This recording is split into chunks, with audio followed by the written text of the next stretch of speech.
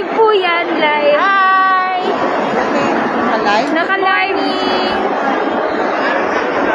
44th death anniversary ni Frank Duff. Ang dami mga legionaries dito, mga naka-white. Ang ganda-ganda ng mga archives, mga lumang books. Yes. Punta kayo dito.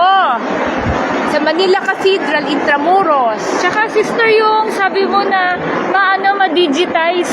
Oo, sana ma-digitize yung mga libro kasi ang gaganda. Mga hindi nyo pa nababa. Ako hindi ko pa nababasa. Kaya gusto ko mabasa as a legionary. Hindi na as a legionary. Hindi yung mga hindi legionary. Kasi ang daming matututunan. Kasi si Frank Duff yung nag-founder ng Legion of Mary. Kaya siya yung nag-isip ng mga prayers.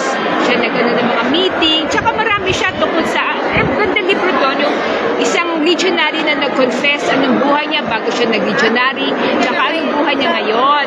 Tsaka tungkol sa kung relevant pa ba Legion of Mary, kasi matagal na nito. Kung yung mga meeting ba nila, tama pa ba? Dapat ba yung procedure pag nagtatrabaho ang mga legionary?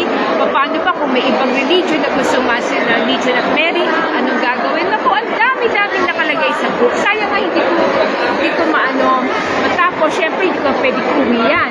Sana Yes. digitize. Para special i-podcast para sa new generation. Yes. Diba? Thank you. Thank you, Sister Maridol. God bless God you. bless you. Sa Bulaklak na napunta si Mary. San Antonio de Padua, punta kayo dito. Naging Legion of Mary na po kayo.